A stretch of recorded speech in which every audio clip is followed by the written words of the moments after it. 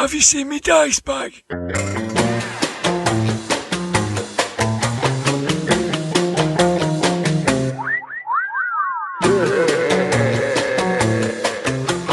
GROGMEET Files.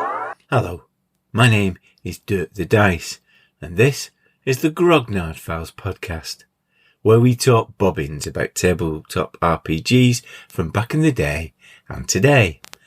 I'm coming live from my den here in the heart of the northwest of England.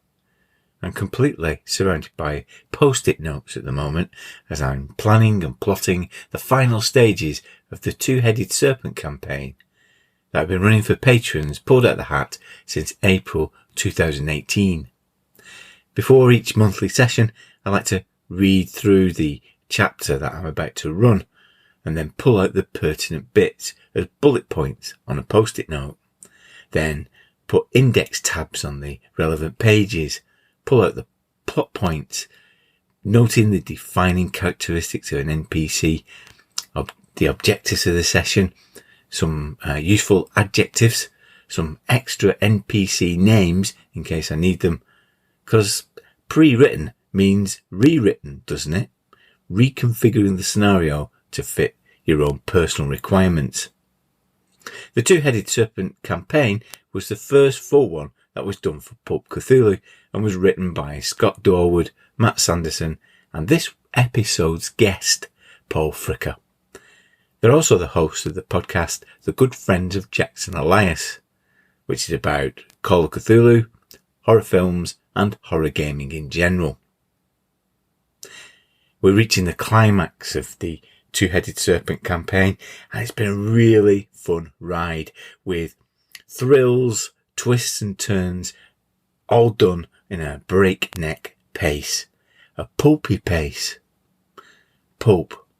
Like all hobbies, we like to debate the definitions.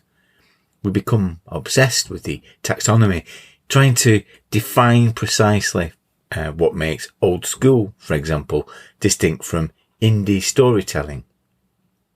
The dichotomy between traditional and indie has a lot of value judgments attached to it. Gamers thrashing out the relative merits of different approaches. There's fierce tribal differences when ultimately it just boils down to I like what I like. Into the fray comes this term, pulp. Some of the games that emerged in the 90s through to the early noughties used the term from literature to describe their mechanical style. Spirit of the Century, one of the earliest iterations of Fudge, and then later Fate, for example. Also, Savage Worlds. Not only were they pulp settings, which earlier games such as Justice Inc. and Daredevil tried to replicate, but they were also pulpy in approach. Later in this episode, Blythe, our resident rules lawyer, joins me in the room of role-playing rambling, and we attempt to understand what makes pulp pulp. I'm going to manage your expectations by saying we fail miserably. Don't worry, because the real meat of this Veganuary 2020 episode is the interview with Paul Fricker that was recorded at GROGMEET 2019 in November. We talk about his formative years in gaming and how he worked on the 7th edition of Call of Cthulhu, as well as some of the other projects he's known for. In the middle, there's another first, last and everything from a member of the Grog Squad. This time it's a contribution from the stalwart of the UK convention scene, Lee Williams, or Mothrai on Twitter. There's some interesting choices as he reveals the first game he bought, the last game that he's been interested in, and the game that means everything to him. I'll be back at the end with the usual bobbins. Until then, Ramblers, let's get rambling. Hello, my name is Dirk the Dice, and this is GROGMEET, where we played and talked bobbins about tabletop RPGs from back in the day and today. We're coming live from Manchester in Fanboy 3, who have been the hosts for this year's event, and they've been very good, haven't they? Yeah. And you can hear that I'm completely and utterly surrounded by the Grog Squad. On my left is the designer of Call of Cthulhu 7th edition, co-designer and developer of an award-winning supplement for the game, and a good friend of Jackson Elias, because he's one of the hosts of the podcast. He's also a potter. He does pottery. You've got Paul Fricker.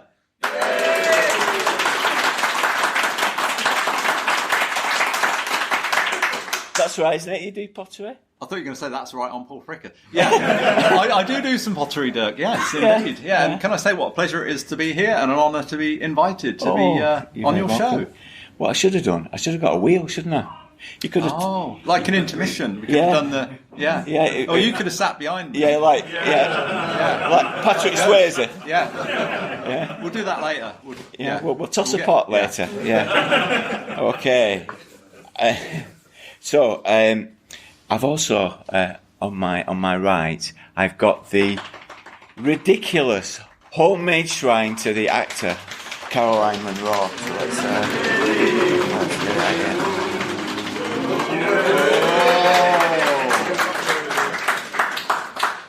It's the portable version. I didn't mean that'd be weird, wouldn't it? This is the portable version.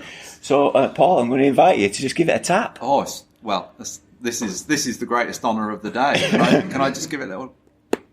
There we go. Let's see what the eternal champion appears as. Oh, it's Carla from Captain Cronus Vampire Hunter. Because we're going to talk horror today, so let's put that there. So, the way that this is going to work, we're going to do the normal sections of the podcast. So, we're going to go open box, where we look backwards to look forwards. Yeah? And for one podcast only, I've sacked Judge Blythe. What? You said sacked. Yeah, he's for the record, he's just bought Dirk a coffee. T-boy, yeah. Thank you. I've got some grapes. Can you just prepare them? Yeah. Yeah. So we've sacked Judge Blythe and we brought in a locum, Judge Fricker. Yeah. Welcome, Judge. So, Ramblers. Let's get rambling. Open box. Welcome to Open Box. It's a part of the podcast where we look backwards to look forwards. And I've got Paul Fricker with me here today. Hello there, Paul. Good morning, Dirk. Okay. So what we always ask, what we always start with, how did you get into role-playing games? I think I should start this by saying, I'm honoured to be asked this question. And everybody in this room has probably got their own story. Yeah. I'm not sure mine is any more interesting. Everybody's story is interesting, perhaps. And having listened to Baz on What Would the Smart Party Do? Sorry to mention another show on your... Yeah, I don't recognise what is that. You can edit that out. Is that a podcast? I know. But it was interesting listening to him talk about how he began, and it kind of made me think about where I began. So as a kid, I used to love playing board games, and I've got several siblings, but they're all considerably older than me. So, I was always bugging them to play games. And the only time people would want to play games was like Christmas afternoon and play Monopoly. So I'd be like wandering around bugging people, is the impression I get. And I had this game called Orbit, this little board game. It was like, I don't know, the planets going around the sun. I can't remember what happened. But then my dad was a farmer. And one day, I don't know if anybody else remembers this game, if you've got a farming background. I think that's the only chance you've got of knowing this game. And it was called Agri-Hazard. And it was Monopoly, but a farming version. So rather than buying houses and hotels, you got like tractors, little red tractors. And you went around the board and there were all these fields and farms and things. I think it was just produced by like the agricultural suppliers. Or so is it like a form of programming for future generations of farmers? Indoctrination. Yeah, that's it. Yeah. So I used to love that. That was marvellous. Yeah. It didn't go down with... later on, I was playing, when I was like in sixth form, I was going out to the pub and we'd come home and we'd play Kingmaker till the early hours. And one day I came out with Agri-Hazard. And I thought, what the hell's this? That didn't happen again.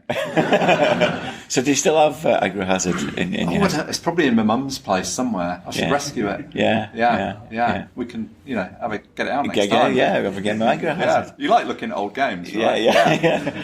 But I was at school, and my mate Phil, he said to me, "Do you want to play this game called Dungeons and Dragons? It's at the War Games Club on a Friday evening in the school canteen." And I'm like, all I heard was, "Do you want to play a game?" So I'm like, "Yeah, all right." So we go along, and we're like lowly third formers, so like 13 or something, and there's all these sixth formers around the table, and they're like playing this game with little figures and everything. And weirdly, the DM has got this assistant who does the NPCs, which I don't think I've ever encountered anywhere else. But like that was the done thing. And they said to me, they said, "Do you know what Dungeons and Dragons is?" "No." "Have you read Lord of the Rings?" "No." "I've seen the Ralph Bakshi film though." "Right, that's it." Yeah. So that was D&D to me. And also notably, I think there were maybe like 5 or 6 players, and 2 of them were women. Oh. Which at that time, I think, was fairly unusual. I mean, you hear a lot about, what a male-dominated hobby it was and still is to a degree. But probably in my 13-year-old mind, looking back, I wonder if part of the attraction was this was a way to meet girls. Yeah. I think I'm probably in the minority there. I remember 2 of the characters, Proxima Tridentist. That was one of they had great, and we've since figured out that meant approximately 3 teeth in Latin. And another one was Starkers Nardvik, who was like a wizard but just went around the dungeon naked. So to my 13-year-old mind, this was just like magic. And me and Phil just sat in. I mean, I don't know what they thought of us. We sat in for like a week, I think. And then the next week, I've got something to show you, actually. Can I just go to my... Yeah, of course you can. Bag? Like any good Call of Cthulhu GM, I've bought some handouts. Handouts. Oh, this is a first, isn't it? Look at this. Week 2, they said, right, well, you bugger off and start your own game because we don't want you cramping our style. So this was what they gave. This was one of the sheets they gave us. Yeah, testing your eyesight at the back there. Yeah. So this is Druids and magic users. Spell list from the Player's Handbook, AD&D. But we didn't have the spell description. Yeah. They just gave us the list of spells. So like, level 1, Burning Hands. I wonder what that does. Well, you probably go like that and you shoot fire out and it does like tons of damage. Which is kind of what it does, but it did a lot more damage in our version. Yeah. and it was these weird photocopies. They're like shiny and like waxy. So this is like, the Dead Sea Scrolls to me. I've got these like locked away at home. We used to put. They've been out of my house. We used to do gangbusters character sheets on this, and if you rubbed it hard enough, it'd come off. You didn't need a rubber. Yeah. You meant that Rosetta Stone. You extrapolated the rules. We did. Yeah, we kind of combined with what they'd done at the table and some, random bits of photocopies from AD&D books. We kind of made our own game. I'm not quite sure how that worked, but. And how did the handover work with the NPCs? So, okay, there's a bugbear in the room, and then there's a person on the... Yeah, I think so. I'm not sure how that worked. Yeah. I didn't really get to witness that for long, but, and we didn't try to emulate that either, I don't think. No. My mate Phil took charge of running the game, because he seemed to have the best handle on it. I think maybe he'd been in on a session before I had.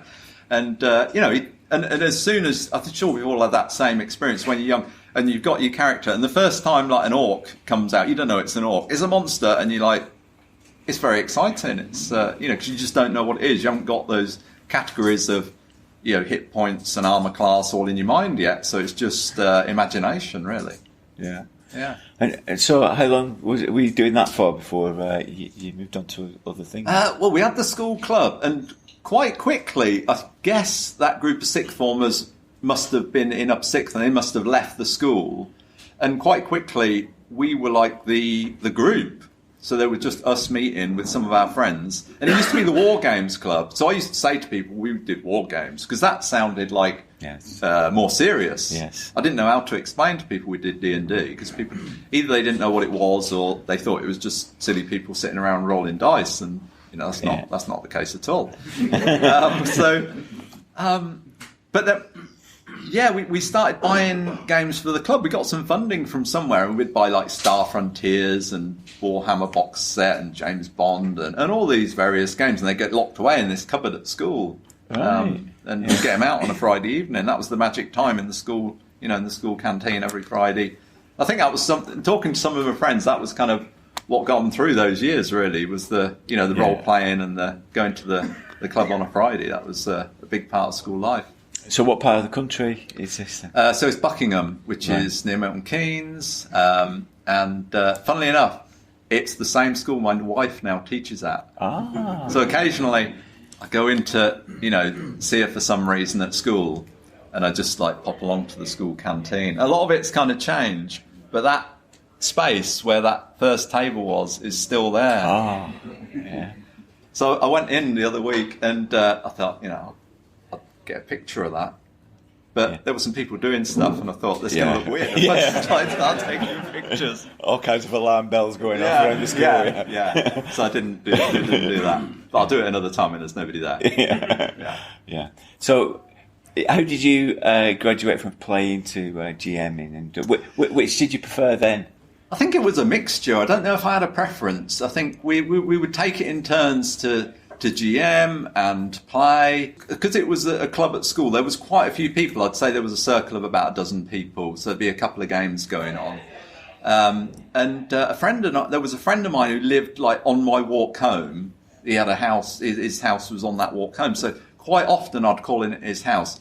And in his dining room, he had this round table, and the two of us would just roll up characters from the AD&D Player's Handbook, and that was our arena. Right. And we'd have fights, and the survivor would get to, spend some more. They'd get a reward, and they'd spend some more GP, and then we'd have another battle. That was great. But I mean, it's not really D&D, but it was very fun. I think it wasn't until later that, when I had less people to draw on, that I became more often the games master. Yeah. And also, I remember going to Games Day and GROGMEET down in London, because that was only a short train journey for me. Yeah. So we used to go down there. But I don't remember playing a lot of other role-playing games until I went to college, and a friend ran Stalking the Night Fantastic, which was probably the first horror-based game that I actually played. I was living in Plymouth with that same friend, Phil, who had introduced me to D&D some years before. And he was raving on to me about Call of Cthulhu. And I'd seen Call of Cthulhu in White Dwarf, of course, but didn't really get what it was.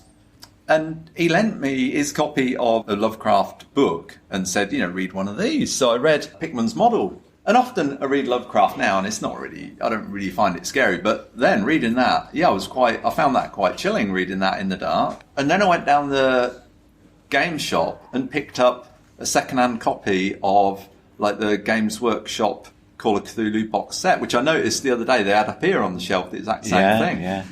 And that got the Cthulhu Companion and various things all in it. And I ran Paper Chase for my mate Phil, just him and me. I ran it one afternoon and kind of hooked from then, really. And so were you, so obviously on your podcast you cover books and films about horror, so were you an avid horror reader? Or... when I talked to Mike Mason, he was a big reader, and he was into all the fiction and was reading it from quite an early age. I wasn't reading that stuff. I was reading fantasy and so on. What I did have was a kind of an affection for horror films. Not an aficionado by any means, but when I was about 6, I was watching this film, and it terrified me. Because my older siblings were watching it, because like I say, they were quite a bit older than me. And this film traumatised me for quite a while. It was called Carry On Screaming. Yes. Yeah, that finger they get off Oddbod, reanimate all. Couldn't sleep for nights after that. Because the horror films did bloody terrify me. Yeah. And I think when I was 15, I went. We snuck down to the local cinema to go and see our first X certificate when it was proper, X certificate. And that was Mad Max 1 and 2. Yeah. And then soon after that, my mates were like, do you want to go and see another double bill? And that was another good thing back in the day, was double bills. Yeah. And it was Friday the 13th, part 1 and 2. Mm. And in my ignorance, I didn't realise they were horror films. Ah, right. And again, I enjoyed them, but yeah, I was terrified. Because I got friends, Scott always sort of says how he enjoys horror films, but they don't frighten him. And I'm like, well, why do you watch them? Yeah. When did you start turning it into writing? Oh, another handout. Oh, you got another handout? Yes. We're perhaps jumping ahead here to your love of fanzines. Oh, right, yeah. But here I've got a copy of Demon's Drawl. Oh, look at that. You familiar with that? Yes, I am, yeah. Yes. And on, I've got it written here, on page 14. So this was this is jumping back to school, which is why I bring this up. But this was the first thing I had published. And I'll show you this. It's an illustration which has got quite deep meaning and may well, change your perspective, especially as it's Sunday morning with, religious things in mind. Yeah. Check that out, look. No, okay. If anybody's triggered by this, I'm not taking responsibility. What kind of mind produced that? So, it's got quite a deep meaning, I think. Yeah, it does, doesn't it? Yeah. Who would have thought like a 13 or 14-year-old could come up with that idea of a guy in the middle being like pulled up by an angel and pulled down by the devil? Yeah. And in the background, like, is this is heartbeat on the machine. You were listening to a lot of Marillion around this time as well, weren't you? Do you know what? Yeah, I was. There's a deeper meaning there. Yeah. I hear of these people saying, like in Desert Island Discs, and they say, what made you become like a world famous pianist or something? Oh, well, I started when I was 3, and I knew from that, knew from 4 years old that that's all I was ever going to do. And I think, I never knew that. I never knew that I wanted to do anything. Yeah. But now I look back, and I was doing things like that, and I was looking through some old papers when we moved house a few years ago. White Dwarf had a scenario competition, and I'd got one I'd typed up while I was at school, The Legend of the 5 Wards or something like that, and it's all very cliched. But I've still got that. But the other thing that brought this home to me was at my 25th wedding anniversary the other year.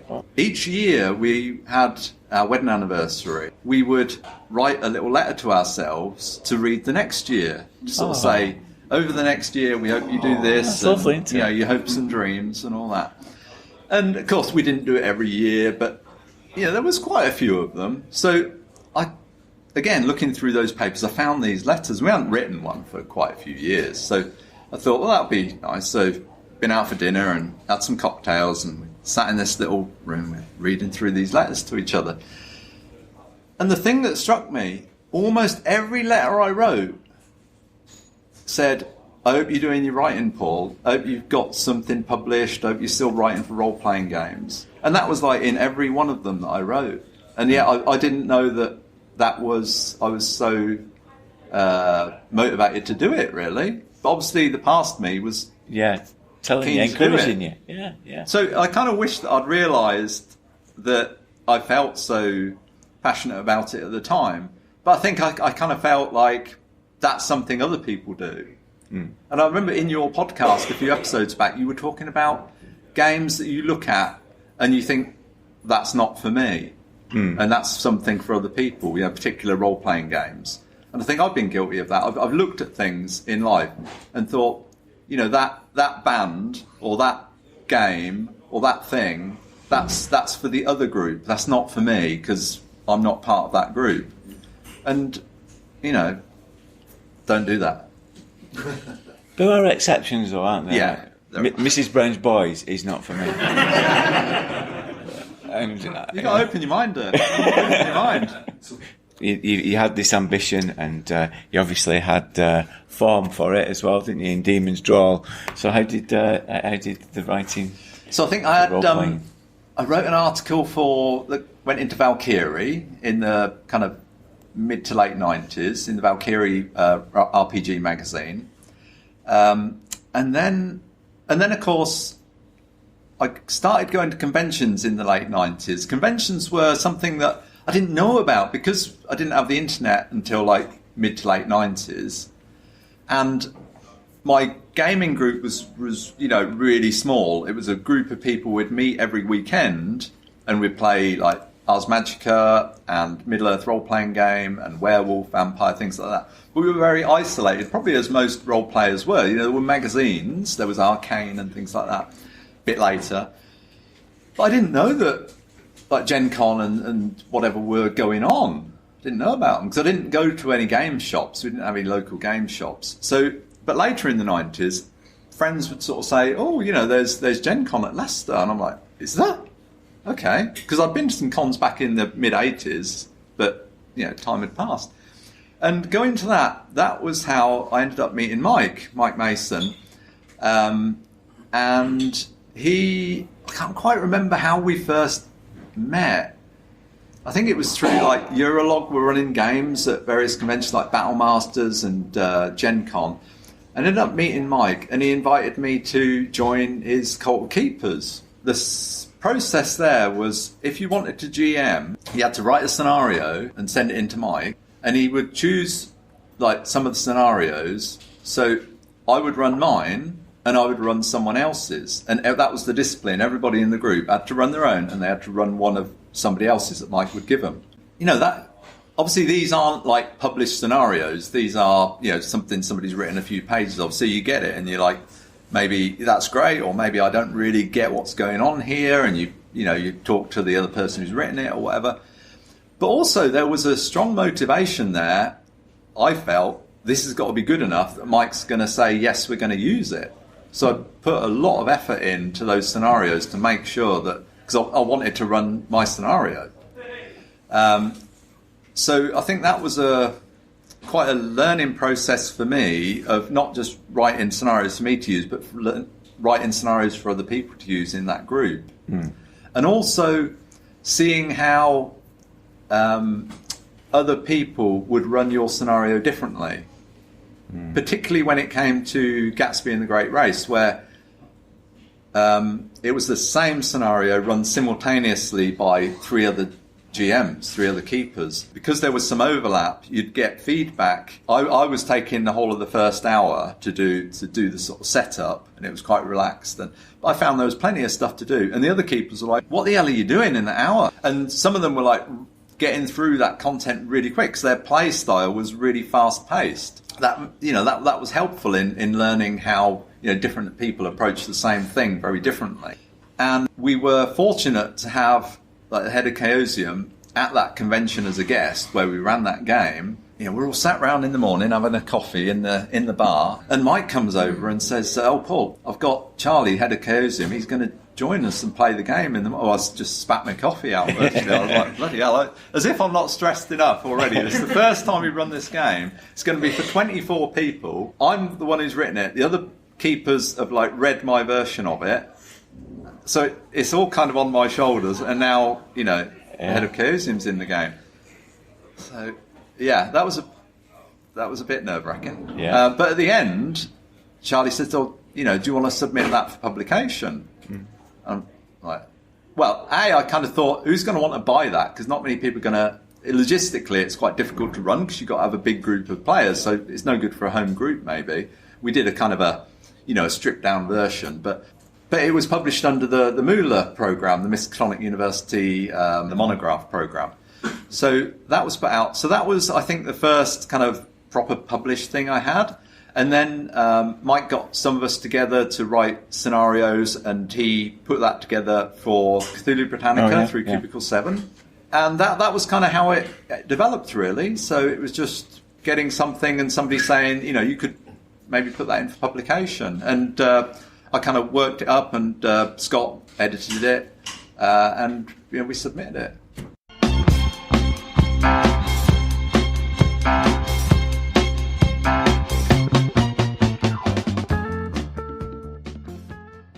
Hello, Grog Squad. Lee Williams here, aka Morthrai, off of the social medias, and this is my first, last, and everything. My first RPG was the original Traveller, 3 black books in a little black box, with a distress call on the front, and it was quite the experience. My only role-playing up until then had been with friends doing, I think it was the original basic D&D, but I can't be sure. It was certainly one of those early versions. And Traveller just suited me down to the ground, because I was always more about science fiction than fantasy. And the idea of the Third Imperium, thousands of planets, plus various alien races, just everything that you could do with it. Travel between them. You didn't even have to be on the planet. That was a common one, the scout ship, for no particular reason. And all those lovely trading rules, which absolutely ensured that you could never pay for your starship if you owned one legitimately. Brilliant. As for the dying in character generation, I don't know anybody who ever actually used to apply that rule. Ah yes, great times. I remember I got it from a military War Games fair in Manchester. I think it was my 14th birthday. I remember badgering my dad to take me on the Sunday when he wasn't at work. And I saw this thing, which was the box. And I thought, oh, this is different to what I've been playing, but it's the same kind of thing. And that was it, really. 40 years ago now. Shocking. Now, the last or latest thing that I've got into, I probably should say Baz Stevens' King of Dungeons, but I'm afraid it isn't. Sorry, Baz. It's Paul Michener's excellent Liminal RPG, which, now I come to think of it, uses the similar 2d6 basic mechanic as Classic Traveller, 40 years later, and it's still going. It's a game of modern magic, but not in the way that games like Unknown Armies do it. This is where the real world and the other side of the veil meet. And it's just such a good idea. There's so many inspirations for the game. You can't fail to think of ideas. My brain's been working overtime since I got the quick start from GROGMEET last year. So yeah, I recommend that, and I really should write some stuff down for that, some case notes as they're called, because just so much, again, that you can do with it. That's something I've been struggling with just lately, is actually creating anything. But Liminal definitely has potential from my point of view. Also, Paul and Neil and Guy and the other people who've worked on the game are all wonderful people, and I love spending time with them at the Garrison conventions in Sheffield, particularly Furnace and Seven Hills. So definitely recommended. So now we come to the everything portion of this segment, and probably won't be a big surprise to a lot of people who know me. It's GDW's old Dark Conspiracy game.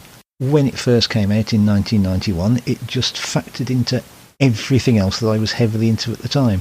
Sort of retro look of it. The cyberpunk, the B-movie elements, and it's a horror game as well. But not like Call of Cthulhu, because blowing the monster up with big cases of dynamite does actually work most of the time in Dark Conspiracy. Yes, the thing with Dark Conspiracy, as I said, it was just tied into everything else that I was really enjoying at the time. Movies, books, other games, Cyberpunk 2020 for example, and also Cthulhu Now, which was very much Cthulhu then. It's just stuck with me. I've been involved with one revival of the game that failed, unfortunately. And it should be coming back quite soon under a new publisher with a completely brand new edition. It will be in print, full colour artwork, all those nice modern things. And yet, I can't help thinking that I could just take the game world, or my version thereof, and run it with another system. I think that might actually give me more focus. If you like a near-future horror game, that might be one to look out for. Quietly confident, but we shall see. I'll see some of you lovely people at the next thing. Cheers all.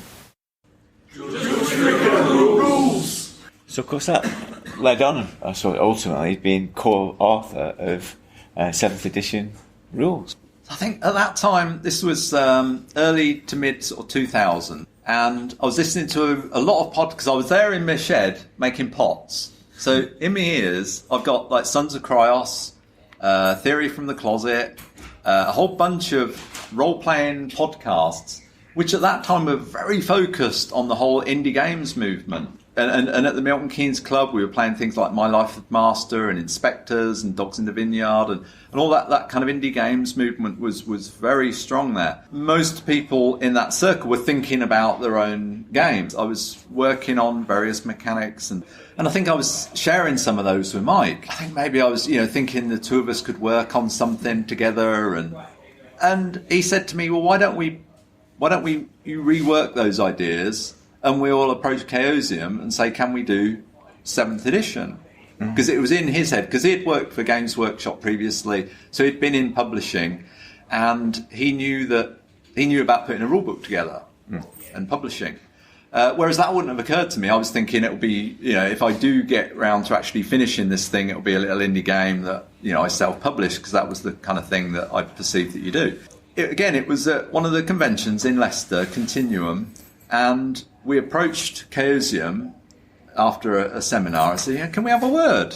We sort of ran it past Charlie, and he was like, yeah, okay. So he gave us the nod. But it's kind of, just a fairly informal agreement. And he's like, well, can you run a combat for me so I can see how that's working? And we're thinking, yeah. Because we got like a very sketchy idea, and it was like radically different to what came out at the end. It could all be solved in one roll, or you could push it to the next round, or you could push it to the next round. It was very, very, very different compared to what we've got now. And I'm kind of glad that we didn't actually do that play test with him, because that might have scuppered it. But and then Mike came down to my place, and we sat on the decking for a day, and we just went over all the ideas, and and Mike kind of sat back then and let me work through the rules, and I'd kind of work stuff up, and every now and again I'd send him something, and he'd read through it and send me a few comments, and then like a week or two later I'd send him something totally different and say, what about this, and what about this, and he'd sort of filter it. But he's got a very good way of handling that. He's not overly confrontational with it. He doesn't pick it to pieces. He can see when somebody's working through a process. So he kind of, we were a partnership, but he kind of gave me a lot of space to kind of work through that, and said, this is at a stage now where we need to sort of start getting it together. And this process took several years, and left to my own devices, I'm pretty sure I'll probably still be doing it now, because I'm just a tinkerer, whereas Mike is like a finisher. He sort of says, right, this has got to be done, get it together, let's pull these things together, let's nail that down, finish that up, submit it, we're going to get it done by this date. Obviously these things shift a bit, but that's one of his talents of coordinating that, whereas that's not a talent I have. So what we normally do with Judge Blythe can't be with us today, is we pick 3 roles to look at in some detail, and I'd like to have a look at pushing rolls, luck, and chase chapter. Yeah, is that all right? Yeah, that sounds good. Yeah. A bit more detail. So let's start with Push It. One of my favourite Salt and Pepper songs, actually. But pushing a roll. Now, when we started doing this, we fell into the trap of just treating it as a re-roll. Yes. And even now, as you know, I'm playing a Call of Cthulhu game online, and still there's that temptation not to work through the consequences of that. So it'd be good to understand how that rule came about, and to give some tips for rubbish keepers like me who just roll it again. I think it came about through play. So as soon as we had that idea of doing 7th edition, there was myself and Scott and Matt, the co-hosts on the show, and I think Lucy sometimes, another friend, Robin, and we'd get together and we'd play through scenarios that I'd kind of adapted to run with the new rules, the new rules in process. And we had the idea that, one of the obstacles I felt was you've had a go at something like a task like opening a door, you failed the roll, well, you can try again, can't you? Mm-hmm. Why can't you just keep rolling until you do it? So why roll at all? But it's a horror game, so the idea is that, the rule is, you've rolled once, you've failed, but it's not that you just roll again. It's in the fiction. What are you doing now? Mm-hmm. I'm just going to throw myself at the door without any heed for caution and just try to smash it down, or I'm going to take ages and try and pick it, and this could take as long as it needs. So it might be that you spend the rest of the day trying to do this thing, but you only get one roll. And initially it was that you roll, perhaps you fail, and then you try again, and then you try again, and you try again. But each time it escalated. And that was how combat was going to work. Like I said, it was kind of an escalation of the situation. I don't remember the details, but it was multiple times. And through play and testing, and it just became like, oh, actually, let's just make it one roll, one push. Mm-hmm. So, but it's always there in the play that came through the story at the table. What are you doing to get that pushed roll, with the knowledge that it could go wrong? So I remember one early one was the group was playing. They were hunting this like zombie character through the woods, and they failed the track roll. They said, "Can we push it?" I said, "Yeah, I guess. What are you doing?" And they're like, "Well, we're going to really take our time and study the ground for tracks and go along really slowly." So there's this idea that they're going to sacrifice a lot of time doing this. And I thought, okay. And they said, "Well, what?" And I said, "Well, obviously there could be a consequence if you fail." And I'm thinking, what could that be? And they said, "Well, what might that consequence be?" And I said, "Oh, I don't know. Maybe the thing's up in the tree, and while you're looking at the ground, it'll drop down on you." And they said, "Oh, well, I'm not sure we want to do that." And that to me was like a sign that, that rule's working, because yes, they could just do that and get another roll, but if the fear of the consequences putting them off and making them really worry about making that second roll, that's instilling the horror, if you like, the anxiety and the worry about actually doing that thing. Yeah. So that was the aim, really, was to push the roll, but to push the horror back at the players. I think it's thinking of the level of the consequence, because sometimes there's a risk that it just turns into, in the fiction, like a fumble, or you've made a mistake by doing it again. Well, I think something I try to do is not to have it necessarily directly related to what they're doing. So there was another situation where they're trying to persuade a hotel receptionist to tell them some information about who's been checking in and out. And they said, "Can we push the roll?" And I'm like, yeah, I guess so. So, you're going to, that the obvious thing would be they annoy her and she calls security and throws them out or something like that. But then I thought, well, this hotel receptionist just made up on the fly. It's not a stated NPC or anything like that. So I thought, well, actually, maybe in my head, I'm thinking, well, maybe if they fail it, she is associated with those people. She's associated with the cult, and she tells them. Yeah. So they do fail it, and she tells the cult that these guys were asking about you at the the other morning in the hotel, and so word gets back to them that the investigators are after them. So it can be kind of tangential consequences, right? Or if they're taking too long picking that lock, maybe the bad guys roll up, and find that somebody's broken into their house, whilst they're doing it. So it's a way of kind of the GM pushing the horror anywhere in the story, really. Right. So really what it's for is, is that there's an old school thing of screwing over the players at your whim because you're the all-powerful GM. And I don't really like doing that. But when they push a roll and fail it, that's saying to me as the keeper, we want you to do, we give you license to do whatever the hell you want, really. Yeah, that's a good way of looking at it, yeah. So that's how I see it. Yeah. Let's look at luck, because that's presented as an optional rule, isn't it? Why is that as an optional rule. Why did you? Because of playtester feedback. Right. Okay. So we got through the drafts and we'd submitted it to Chaosium, and we had like a sort of internal feedback within Chaosium with some of the other authors, and then we went to a round of playtesting, and we put it out to, I can't remember how many, but like, a few hundred playtesters, and Mike managed that, and we'd send them out and they get a deadline to send feedback in. And there was quite a bit of concern over the use of luck as a resource to adjust rolls. So we figured, well, we'd already got this thing of having optional rules in there. So we thought, well, Mike said, well, let's make it an optional rule. I was a little bit less keen, but I could see the argument.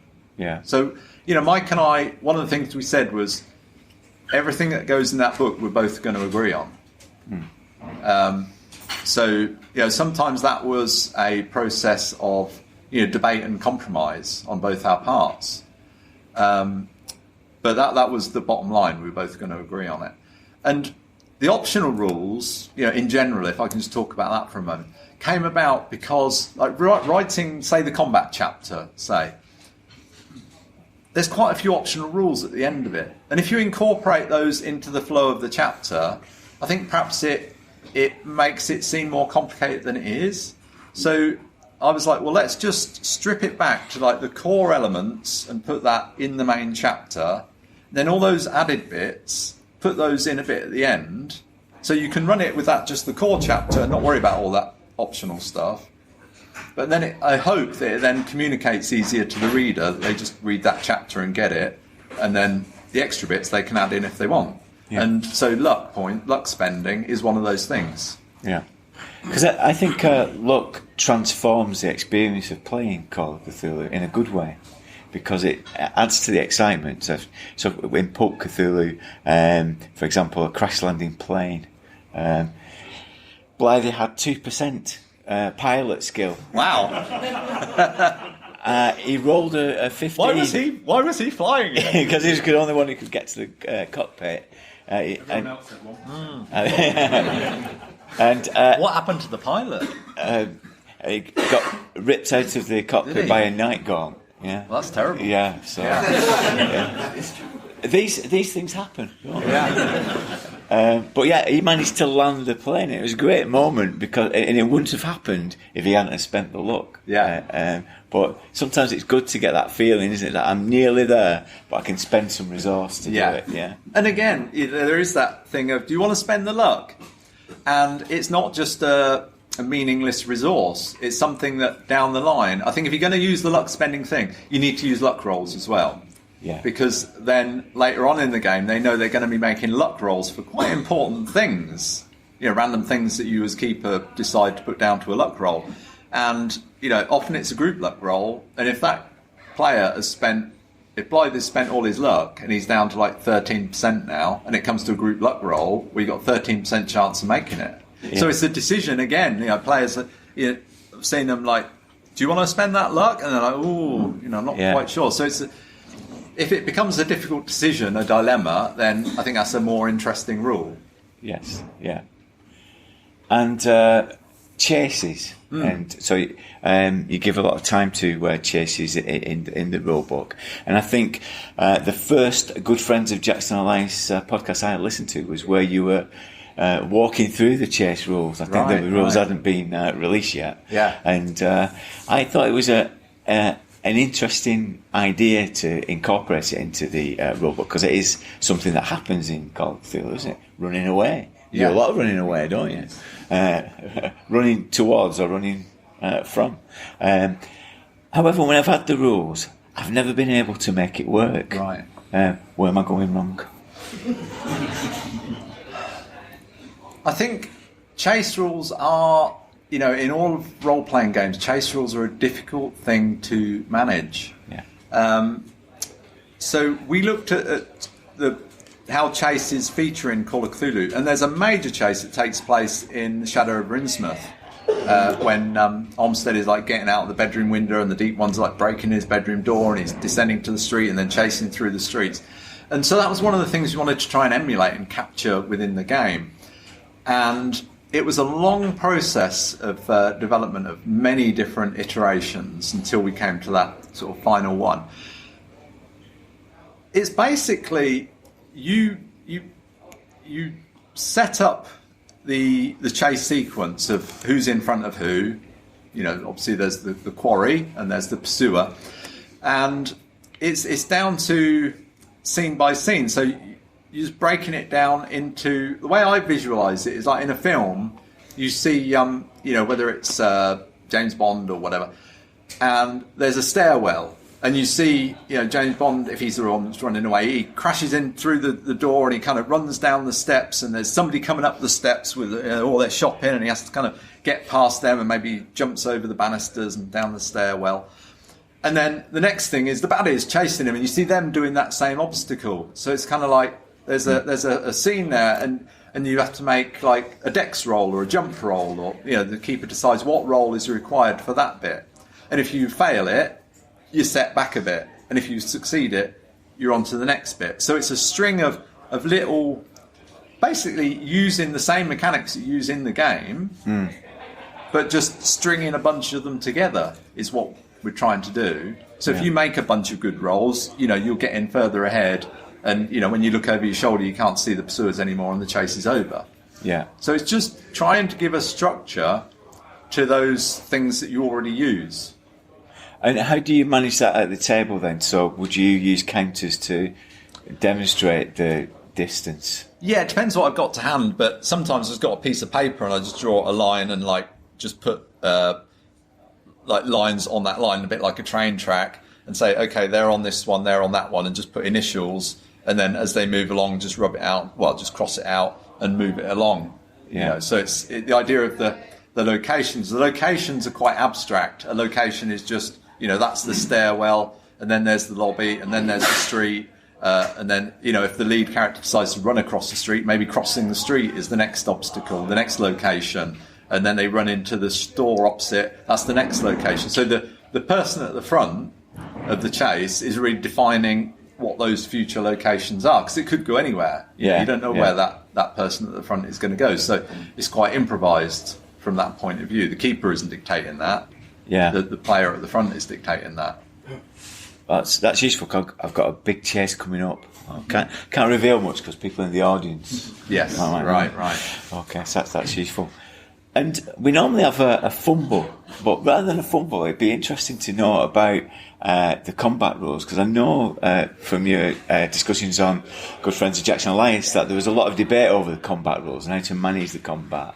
And I found that really different in the new rules. The fact that you don't get this backwards and forwards, and you always get a result, some form or another each round. But I believe that you wanted something a little bit more granular, didn't you? Did I? Yeah. Did I? Yeah. Apparently, I've got it on record. Have you? Play that for the court. Yeah. I don't know. I think there was, as one of the people that worked on the rules, there were various iterations of it, and it's hard to remember all the various sort of steps we went through. But I think I'm pretty happy with the way it's come out. So, I mean, the main difference being that, you know, I feel like you can either kind of try and dodge and evade the damage and try and sort of get away, or you can kind of engage your attacker, and if they don't attack you very well, you can get a blow back on them as they're attacking you. So it was to try and sort of emulate that, what I perceive sort of happens in dueling and fighting and so on. Yeah. I think it was more to do with like the injuries and. Oh, okay. Yeah, yes. Yeah. So again, this is where playtesting came in, and it's a combination of, as somebody who's working on the rules, going down a rabbit hole, and developing this thing in isolation. And I've got this chart because I played Ars Magica, and in Ars Magica they've got, I think there's fatigue. And there's like actual wounds or something, stamina, wounds and stamina.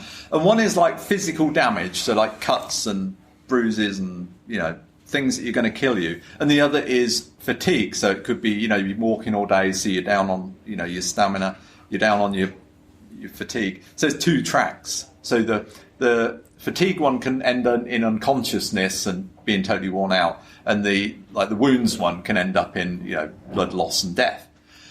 And they work hand in hand. So I was kind of developing something a bit like that for Call of Cthulhu. So there was one with almost like temporary hit point loss, and there was like more longer term hit point loss, and various degrees of wound levels and so on. And I'd got this like natty chart that you could have, and you could sort of fill them out, and you'd got your hit points, and then 0, and then like down to negative your hit point total. And it all made sense to me, and I explained it to the players.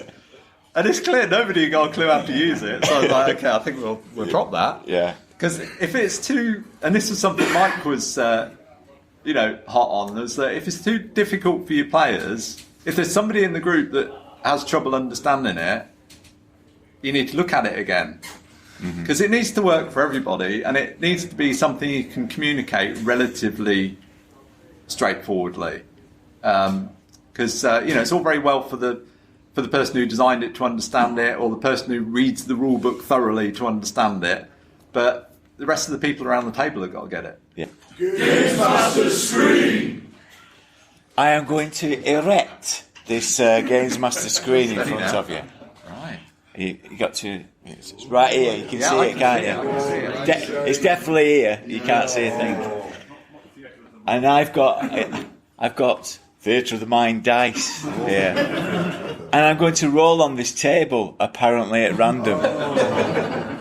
Okay. Yeah. And to look at other things. I am shaking these Theatre of the Am Mind I allowed to dice. see behind the screen? Or... No. It's right. These are my secrets. Yeah. Okay. So first up, we've got Dockside Dogs. Oh. Because that's a project that you developed, wasn't it? Yeah. So that was one of those fairly early scenarios for the Cult of Keepers. We ran that at Gen Con in Reading when it was down at Reading University. And that was one that took a lot of development. Again, it was when I tend to write a scenario, it tends to be I kind of get an idea and then develop it, and then kind of realise that's not really working, and kind of move it on and rework it. So the final product was nothing like what I started off working on. And that, I managed to talk to Chaosium and get permission to publish that, but under my own kind of publishing, really, but because it was for charity. So I put that out for cancer research, and that's still up on drive-through now, $5.99, and and the proceeds from that are still going to charity. And I'm really pleased to say that I think last year, because what happened was, let me just step back. What happened was a friend of mine in Buckingham said, we're going to do Relay for Life, the cancer charity research thing. And you walk around the local park for 24 hours, you take it in turns, and you have to do things to raise money. And we're like, yeah, that sounds good. What the hell are we going to do? Yeah. She had cake sales and was raising hundreds of pounds on cake sales on a drive. I don't know how that. And I thought, well, what I could do was I could put this scenario out. And you know what? During that, sorry to bring it down here, but during that period from deciding we were going to do it, like just before Christmas, to the event in the summer, both our dads were diagnosed with cancer. Oh. So it meant a lot to me to be able to sort of put that out.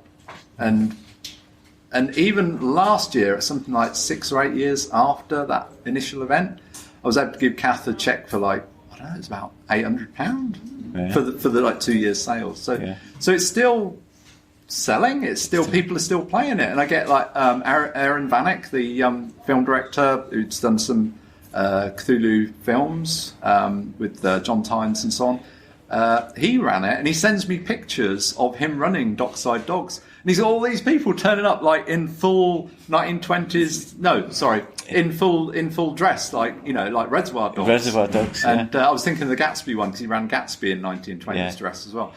And when people send me these, because when I run these games, it's like I've got a few scraps of paper and crappy character sheets, and if it's props, it's like something cut out of a Kellogg's cornflake box. Don't turn it over.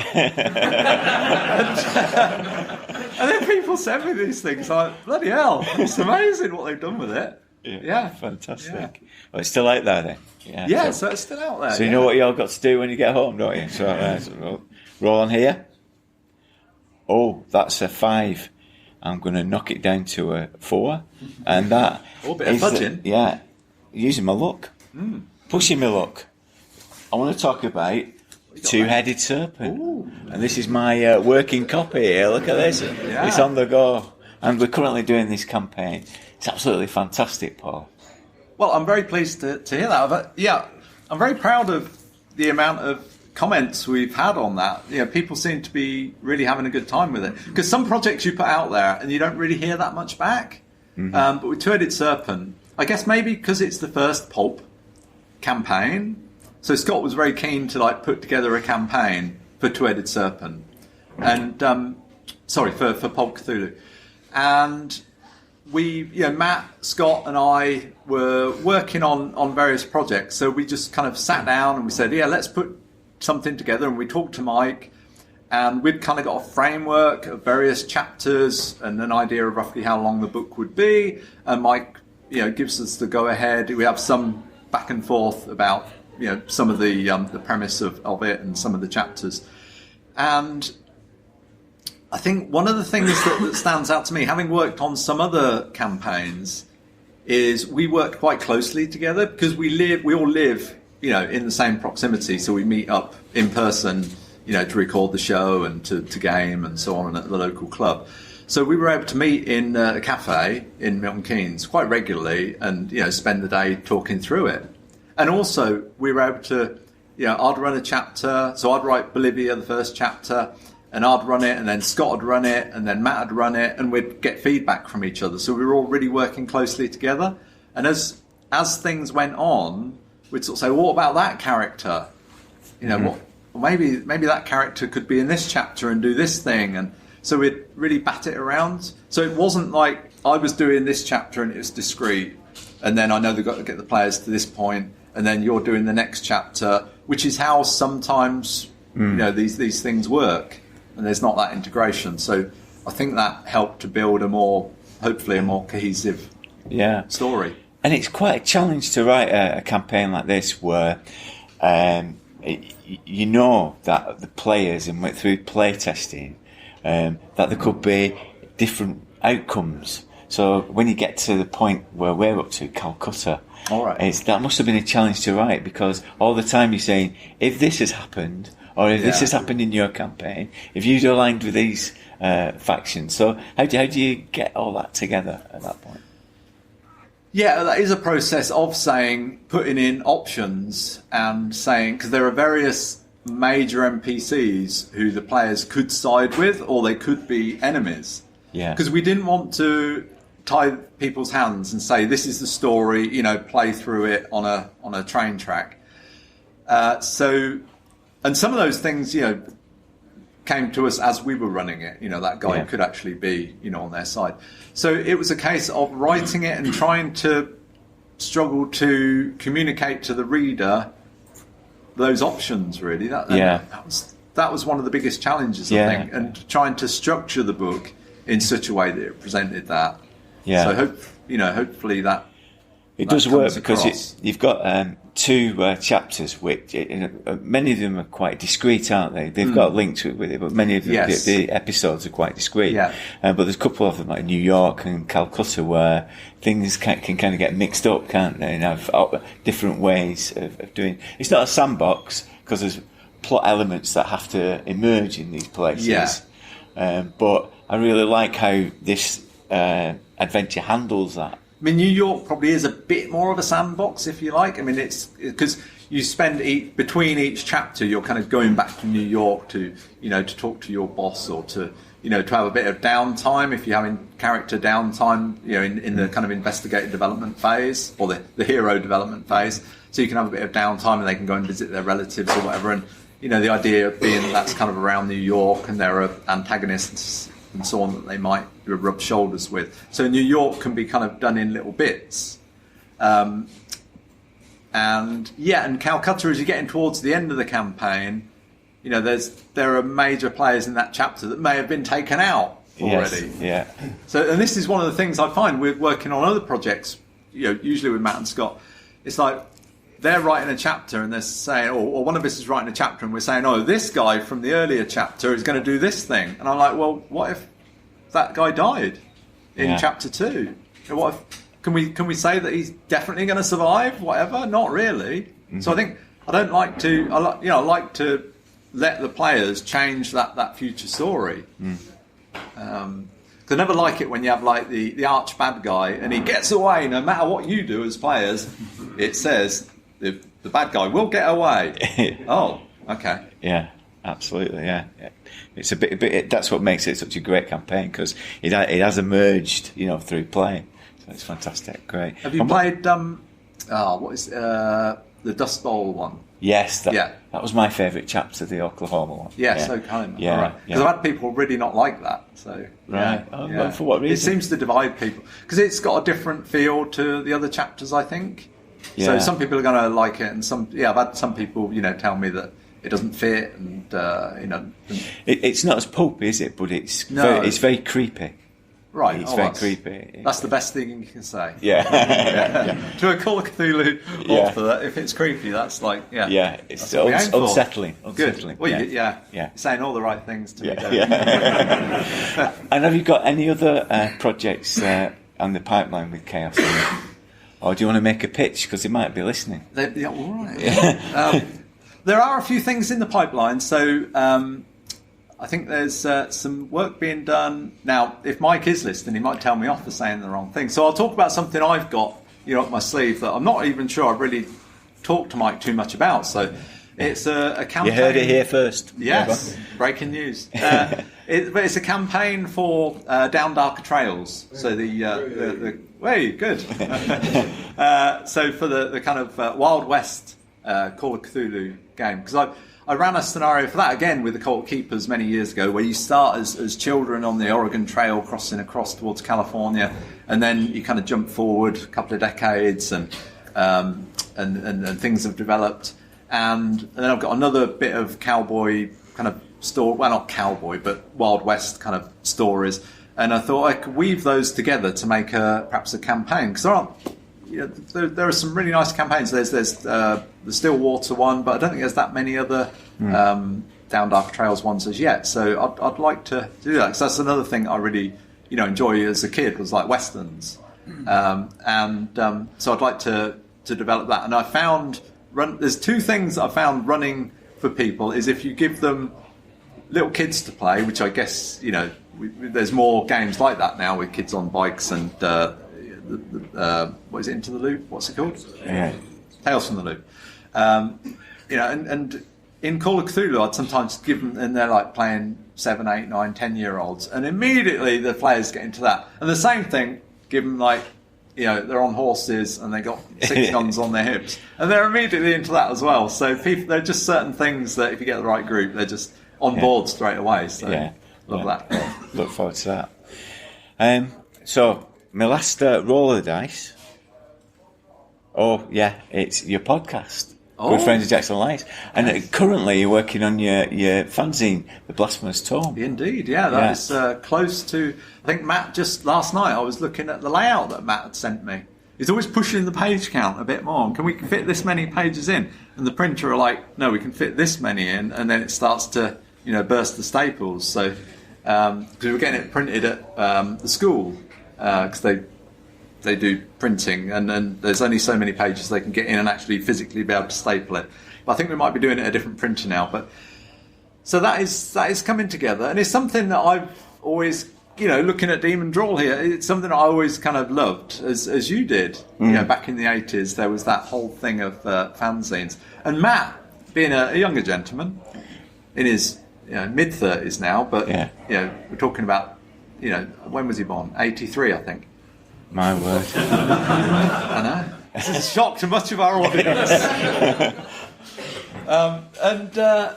So he's like, what are fanzines? Yeah.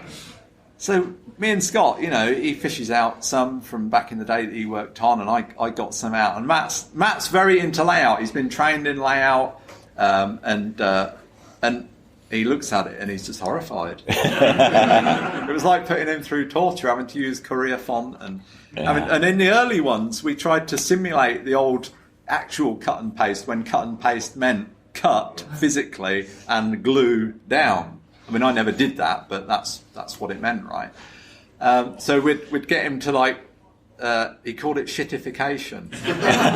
Get the articles and just like add in little accidental lines and put things, a few degrees out of alignment, so they were all a little bit hickledy-pickledy.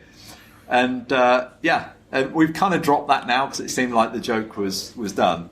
So now it's just the fanzine, and there's always that temptation to make it a bit more deluxe. Yeah. And I remember one I loved was from the 90s was The Unspeakable Oath, and that was of course published in American letter format, so it was like Demon Drawl that I got here, which is an A5 magazine, but with the American format it was like that, but slightly wider, so about maybe an inch wider. So I really liked that wider format. I think it was difficult for us to do that. But then Unspeakable Oath, after about 10 issues or so, they switched to a full-size format and a glossy cover, and I felt that somehow lost the appeal for me. Yeah. It was a nicer product, if you like, but it wasn't that, handmade feel so much. Yeah. Well, in the 90s, we weren't playing role-playing games, but we were into science fiction. And this was the internet before the internet in the 90s, producing these. And this is have you seen this before? No, I haven't. The hardcore. Yeah. I want you to take this away because this was published by the Pornography of Science Knowledge / Information. This was when Slipstream, do you remember Slipstream was a thing in the 90s? And this afternoon I'm playing Vert. What is Slipstream? Slipstream is this idea, it was before the internet, so this idea that it was a consensual shared space, snow crash and science fiction like this. But have a look who was responsible for this. Who was responsible? Let me put on my spectacles. There you go. Oh, what? Scott Darwood. There you go. And he designed that logo. Did he? Yeah, there you go. No, his name's on that credit list 3 times. Some things never change. And we produced one, and that's for you to take back. With you as well there. One for you. And, I'm feeling bad I didn't bring you gifts now. That's right, and there's one for Scott. Right. Yeah. And there's one for Matt. Yeah. I'm picturing your garage now. Like boxes and boxes of these. There's one for Lucy as well. So, didn't sell very well. I've got children as well. I'll post them to you. Yeah, all right. Thank you. Okay, thanks for that. Well, thank you very much, Paul, for being our interviewee for this podcast. And thank you very much for inviting me, Dirk. Yeah, so everybody in the usual way.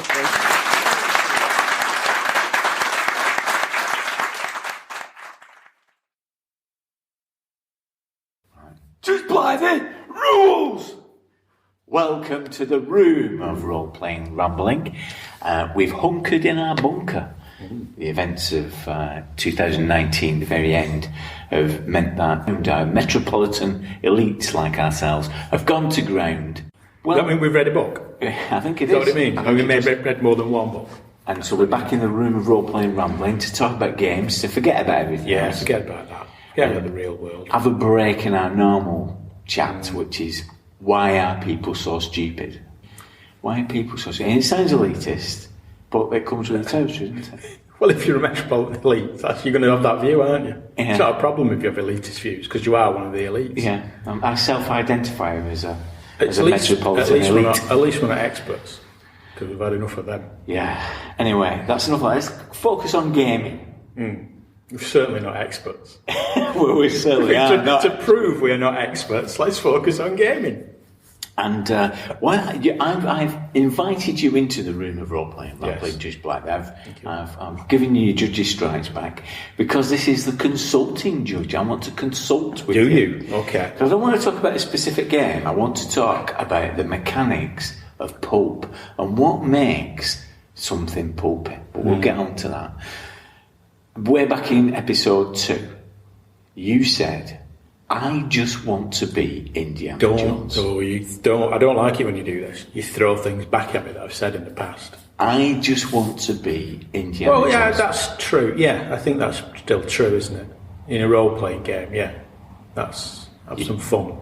Not necessarily Indiana Jones, but that kind of character. Raiders of the Lost Ark came out the same year as Call of Cthulhu. Yeah. And I think there's an assumption that we could replicate or emulate. Indiana echoes of Indiana Jones, wasn't there? I suppose there still are, aren't there? To some extent, although some people would disagree, I think. But that's where Pulp comes into it, doesn't it? Yeah. Because I'd say that Pulp Cthulhu, not only adds variant rules, it transforms the game. I think you're right. You can certainly think of things that have occurred in our Pulp Cthulhu game, Two-Headed Serpent, that you wouldn't have been able to get away with in the normal Cthulhu rules. And I think the entire premise of Call of Cthulhu is turned on its head with the Pulp Cthulhu variants, isn't it? Because the idea of Call of Cthulhu is that you've got depleting resources, haven't you? Depleting sanity resources. You are the hero, as if you are a hero. The idea that you sort of doomed.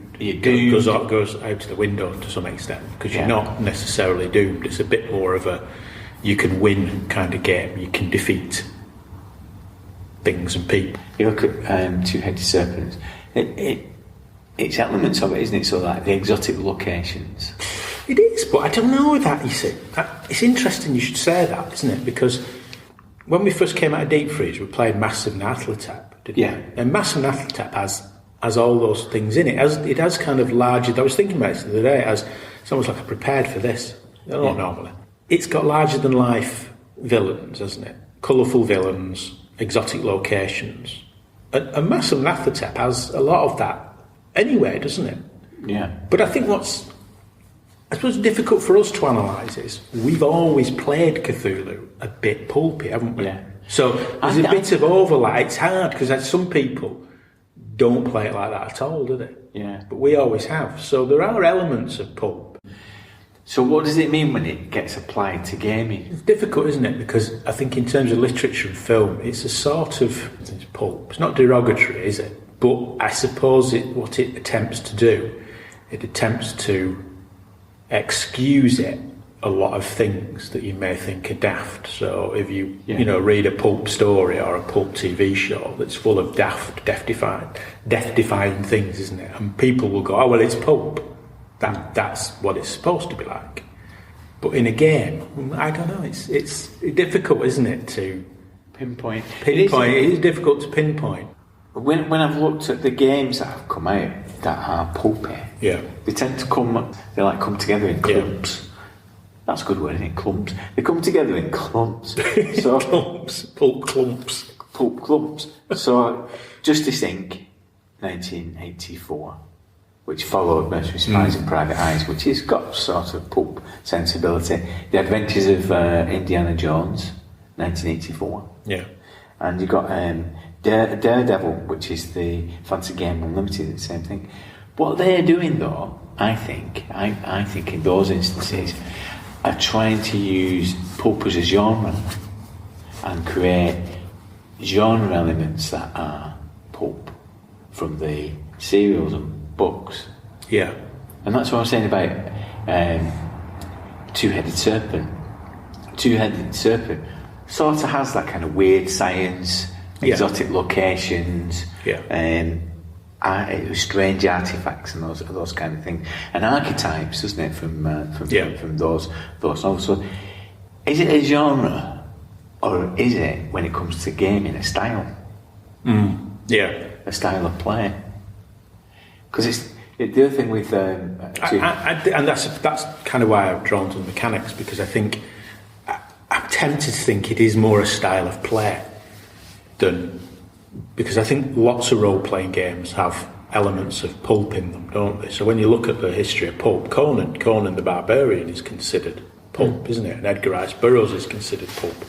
But you would find elements of Conan and Edgar Rice Burroughs in games like, D&D, wouldn't you? Yeah, they're in there. So there's pulp floating around in all role-playing games. But I agree with you. I think it's more about the style of play than anything. And I suppose what Pulp Cthulhu does is try and set up a rule system that facilitates that style of play. I mean, the example I always think of is landing the plane in Pulp Cthulhu, where the pilot's dead, we're on a plane, no one can fly a plane, no one's picked pilot, have they? We've all got 1% in it. I'm going to spend some luck to do the role. And to be honest, even if I'd rolled a 33 or even a 43, even a 53, I could have burnt a ton of luck to land the plane. And that felt like a very pulpy moment because the system allowed you to do the sort of thing that James Bond or Indiana Jones does. Grabs hold of the joystick on a crashing plane and manages somehow to land it. That's a very pulpy thing. And I think it is about the style of play, whether a rule system facilitates that pulpy thing. I think it's more about that than saying that it's about style, because I think pulp is in lots of role-playing games. Because I've come to the conclusion that I am a pulp games master. Yeah. You know that, because the other element, of course, the other thing that's in Two-Headed Serpent, which is different than Master Nerf. So in Master Nerf, you pitched as investigators. Something's happening that you've got to try and get to the bottom of and work out. That's sort of there in Two-Headed Serpent, but what you're doing through Two-Headed Serpent, you're discovering through action, aren't you? Yeah, it's more about going in somewhere, finding something and moving around rather than pondering over. I mean, there are things like letters and stuff in it, but it's less about that. It's less about that. It's not about your ability to look in a library. No. You know, you're going to do better if you can punch somebody in the face. Yeah. Than you are. You rather than look in the library, better you punch someone in the face and steal the letters from them rather than find the book in the library. Yeah. That's a better way. Yeah, that's a better way of looking at it, I suppose. Yeah. So the second pulp clump that came was in the noughties. Yeah. So you get the Savage Worlds that describes itself as pulp. Yeah. At the end, then you get Spirit of the Century. Yeah. Which is a variation of fudge, which identifies itself as pulp, very much so. Yeah. At that time as well, Pulp Cthulhu the idea of it was being put forward, because if you remember from when Mike Mason appeared on the Grog Pod, he was saying that it was a long time in the creation, so a definite mood comes up, it's come through, doesn't it? Yeah. And I think what's different about those ones and those games, unlike the ones that were produced in the 80s, they're trying to create a mechanical element of pulp. Yeah, they are. Trying to describe it. Well, yeah, they are. I mean, the Fate's a good example, isn't it? I mean, I don't think you could play Fate in a gritty, realistic way. The only is not a system for that, is it? Really? No. This is by its very nature a sort of pulpy system of doing, say, outlandish things, but over the top. You know, it would allow over the top, exaggerated kind of actions, wouldn't it? Death-defying, daredevil sort of stuff. Whereas when you think back in the day, a game like 2nd edition RuneQuest just did not allow that, did it? No. You know. In Spirit of the Century, it says that pulp runs on a few simple principles: action, science, and optimism. Optimism. You think that's a key thing? Could be, yeah. I suppose the idea that you can win. You can dodge the bullet, can't you? You can, crash you can land the plane, even though you've never flown a plane. That's that, isn't it? Whereas in other games, other styles of games, there would be lots of face pulling and it's ridiculous, Let's look at mechanics then. And I'm going to put 3 areas of mechanics for you to talk about here. Okay. Yeah. So the first one is characters have a chance to shine. Yeah. Next is dramatic outcomes. Yeah. And the next one is death defying. Yeah. Okay. So let's start with the first one. Characters have a chance to shine. So how does that manifest itself in pulp games. Pulp Cthulhu gives you the pulp talents, doesn't it? You know, I think my character's got one called Shadow, which is like you get advantage on hiding. I think Neil's character's got weird science, stuff like that, isn't it? There's a lucky talent where you get a bit of extra luck, that kind of thing. They make you a bit, I suppose the pulp talents make you a bit tougher, a bit more resilient, a bit tougher, and just to have you give a little bit of edge on certain things where you think. So my character Susie's got shadow ability, hasn't she? Which with a good stealth score makes her not invisible, but it gives her the ability to sneak around with a degree of confidence that you wouldn't have in normal Cthulhu, because you'd think, I'm going to fail a roll here. I'm in the middle of all these monsters. But she's got the ability. She can fail the roll, but she's got enough kind of backup through luck and a talent to give her that sense of, I'm good at this. Yeah. I'm good at, I mean, in a basic role-playing game, that's a rare thing, isn't it? I'm good at this. Yeah. But she's got that ability to go, I'm good at this. Neil's character, the weird science, it's like, oh, right, well, I'm good at this. I can look at stuff and work out what it is and be inventive and be resourceful. And those kind of things give you an edge that might be, I suppose, slightly unrealistic, but that is in keeping with pulp, isn't it? Yeah. They're also in Pulp Cthulhu based around archetypes, aren't they? So they're not really classes, but the the backgrounds to the characters. You can have a mystic, you know, like he's a hypnotist and stuff like that. Those kind of things. Yeah. And it's interesting that you use the word edge when you're describing pulp talents, because that's what Savage World brings, isn't it? So the characters have edges. So is that what makes that pulpy? We're talking about it, but it's a really indefinable thing, because D&D 5th edition has feats, but I don't consider D&D pulpy. No, I just don't. But it does all those things. It has, you know, the feats rules in D&D. If you bring those into play at the 4th level and 8th level or whatever, you can pick a feat, but it doesn't feel pulpy. Yeah. Where Savage Worlds kind of does. Yes. But it's difficult, isn't it? It's really difficult. You think you know what it is, but at the same time, when you ask to define it, it's slippery, isn't it? But does it need the 3 elements? So maybe all 3, yeah. Yeah, so maybe let's have a look at dramatic outcomes then. What I mean by dramatic outcomes is that the rules have to facilitate risky manoeuvres. So, you know, jumping from a train from carriage to carriage. Yeah. Well, Pulp Cthulhu facilitates that with luck, doesn't it? Really? Yeah. Because it allows you to do something that feels risky, because you know you've got a pool of luck that you can use to effectively lower your dice roll. Yeah. You know. It's a depleting resource in the 7th edition rules. Yeah.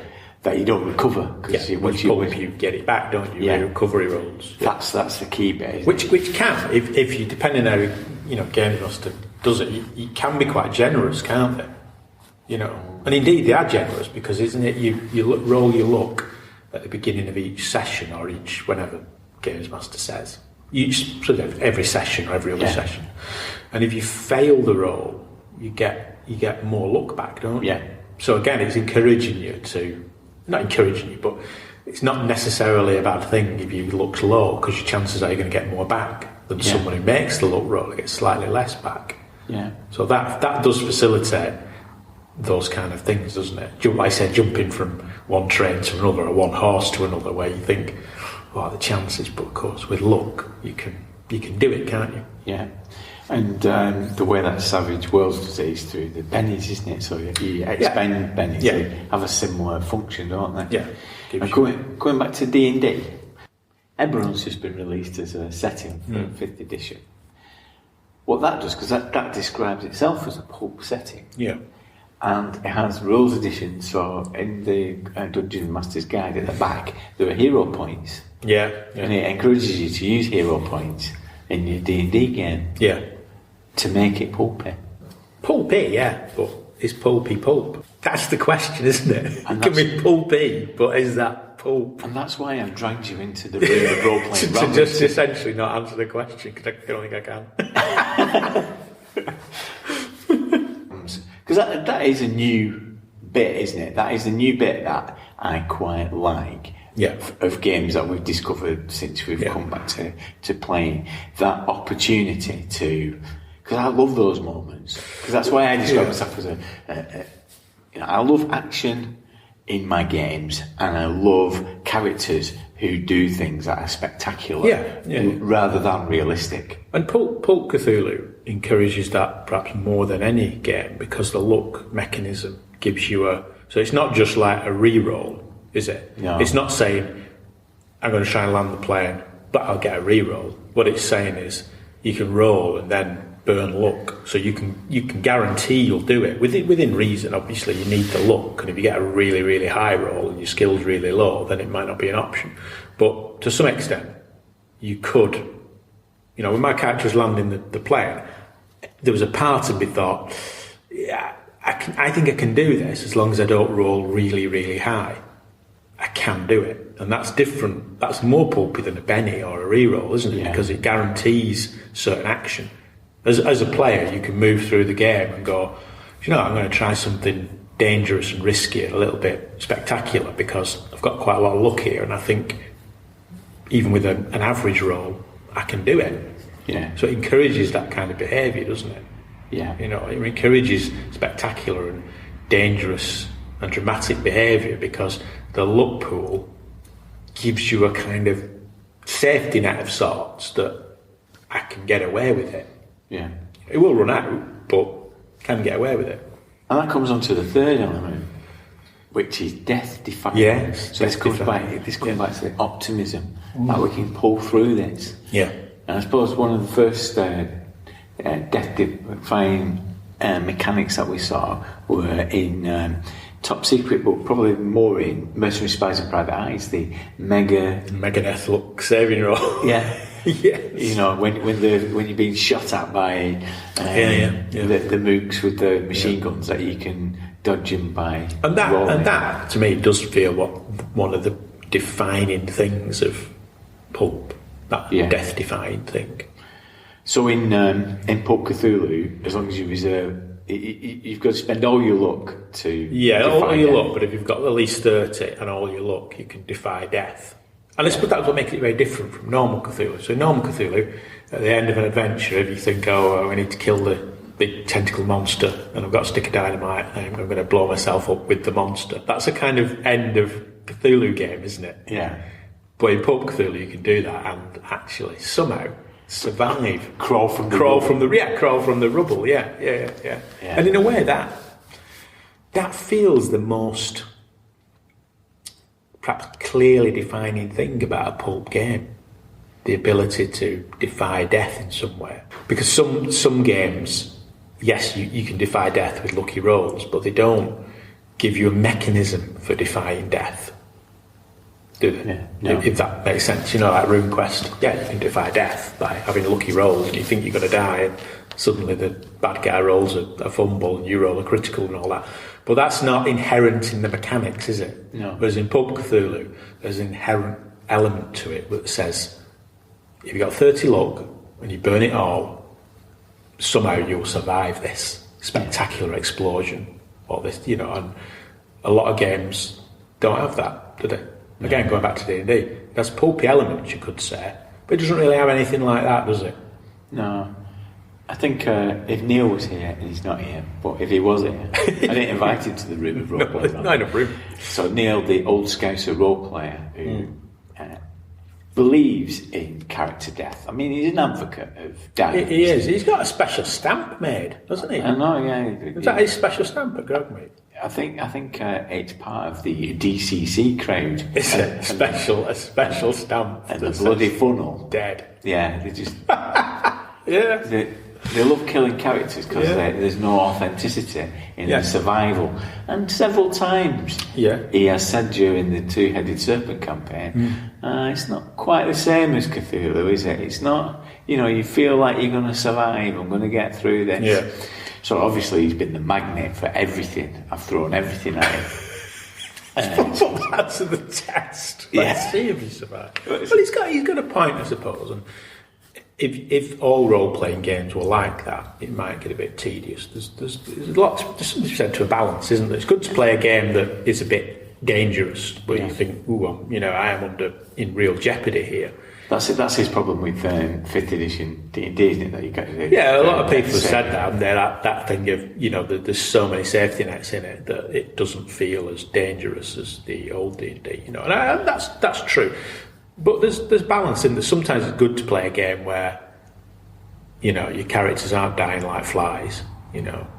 But equally, if all games were like that, it might become. Does it remove? Tedious. So we played Two-Headed Serpent for all this period of time. You know that you've got characters that've got talents, and they've got a chance to shine. Yeah. You know that they've got luck to burn, and you can push rolls as well. You can. Yeah. You can use your Cthulhu mythos skill to do wonderful things. You've got more available to you. In things. So there's that element. You've got the ability to defy death. So does that mean that it removes jeopardy? Or are you just going along for the ride? I don't think it totally removes jeopardy, because we've seen with Mark's character, he became a bit of a cropper, burned quite a lot of luck, and it got to a point, I think in the last session, where he was thinking, blimey, I'm really running out of resources here, and I could be in trouble. So it's not necessarily the case. But that said, I suppose it's the thing of if you go into something full strength, you've got a degree of confidence that you can survive it. But over time, you've still got that problem of being depleted and I've run out of luck. It's like that, isn't it? Defy death by burning all your luck. Okay, next game session you'll get 2d10 plus 10 luck back. That's not a lot of luck, is it? And then if you have to burn some of that in the next game, Yeah. So it does have a sense of jeopardy. But it's true, it doesn't have as much jeopardy as regular Cthulhu or other games. But that said, there's a lot of fun to be had, isn't there? Again, I don't do spoilers for Two-Headed Serpent, but we've had fun fighting big stuff. Yeah. And what you have to say is, in a regular Cthulhu game, you wouldn't be able to fight that big stuff. The big monsters, you wouldn't be able to fight big monsters, would you? In normal Cthulhu. And there's something to be said for having to run away and think tactically because you can't beat them. But there's also a lot to be said for having fun fighting big monsters, because that can be fun as well. So it's a balance, isn't it? One thing, I don't think one style outweighs the other. No. They're equally valid, and both would get boring. Yeah. So it's a bit like GROGMEET when we played Mothership. That was fun because people were being killed. Yeah. But if you were playing that every week, week in, week out, it could be a bit irritating, wouldn't it, getting killed all the time? Because it was back in the day, wasn't it? I mean, back in the day, RuneQuest was brutal. I remember going through a character every week. Yeah. And it does get a bit tedious. But equally, it would get tedious if there was no jeopardy. Because we've got elements that have come from, I suppose people use that traditional and indie as a separator, doesn't it? Yeah. What I was starting to think is this where traditional and independent indie games come together in pulp? That's where they can be found. So you've still got like the crunchy elements so Savage Worlds is a good example of this. You've still got enough crunch, haven't you, there? So it's not entirely based on story elements. No, it's still got dice and a target number and success or failure. It's kind of familiar in many respects. But it's also got the other things that are safeguard and give you the ability to do things that you wouldn't be able to do in those more traditional games. So it's pulp, the crossroads where traditional and indie games meet. Could be, yeah. Although then we'd have to define traditional indie. We've struggled to define pulp, haven't we? I know, yeah. So don't go down that road. It's been really hard work, hasn't it, this? It is hard work. It's odd, isn't it? Because people banter it around all the time. Oh, it's very pulpy. Oh, yeah, I like a pulpy style. Oh, what are you talking about? Yeah. And you have a vague idea in your head, but when you actually try and pin it down, it's... I don't know. Don't quite know what that means. Because as I said, you could look at Pulp Cthulhu and think, yeah, Pulp Cthulhu is, firing machine guns at monsters and smacking Nyarlathotep in the face and dodging bullets. But then you can look at other role-playing games and think, well, they do all that kind of stuff, don't they? Yeah. But they don't feel pulpy. Yeah. I don't know. It is difficult. And what's good in the beginning of Pulp Cthulhu is that you get a pulpometer where you can have degrees of pulp. Yeah. So, you can be particular, because it gives you some additional hit points as well as your luck and the ability to defy death. But you can crank that up depending on what level of pulp. Well, that in itself is interesting, isn't it? Because that suggests the game's definition of pulp is very much that death-defying thing, isn't it? Yeah. Because if that's what the pulpometer does, makes you tougher and more durable. And have more talents. More talent, then obviously pulp for them, in that context, is all about having talents and toughness and being able to defy death on a grander scale, the more pulpy it is. Yeah. So maybe they've done the job for us. Yeah. We needn't have bothered with this discussion. Why have you wasted my time? Drag me in here for? You should have just showed me the pulpometer. So I think we should just get back on safer ground. Yeah. Why are people so stupid? Why are people so stupid? Very elitist of you. Thanks to Lee for his contribution and to Paul for being our guest at GROGMEET. The good friends of Jackson Elias came top of the Talk podcast poll in EN World in 2018 and entered the Hall of Fame. I'm pleased to say that we'll be joining them with our hobnobs under our arm and a 4-pack of Elvis juice as we won the poll in 2019. Thank you very much to Steve Rumney and Dave Patterson for nominating us and saying great things about the podcast and the community that's built up around it. It means a lot. Thanks too to the Grog Squad who mobilised to action and voted for us. I'm so happy. The last time I won anything was the Nuttall Prize for Reading in 1983 at school. I know it's only a bit of fun, but let's face it, it's the only 2019 poll that matters. Thanks to you all. Look out on the grognardfiles.com for a feature on Demon Droll, the fanzine that first published Paul's work. Look out there too for some of the details of our latest projects. Next month marks 4 years since we began the Patreon campaign. So to celebrate, there'll be some goodies dropped in the Grog Locker, our private space on the internet for Patreons only. We are very grateful if you can support the podcast by chucking us a tip in the beret, liking and subscribing, writing a review, and generally contributing. It feels good to know that listening to this rubbish actually inspired people to come back to the hobby and that you enjoy listening to it. It encourages us to continue. Next time, after popular demand, I'm looking at you, Per, we'll be off to Middle-earth. And they said it would never happen. We'll be thanking new patrons with a hit from the Merp Crit tables. Until then, adios, amigos.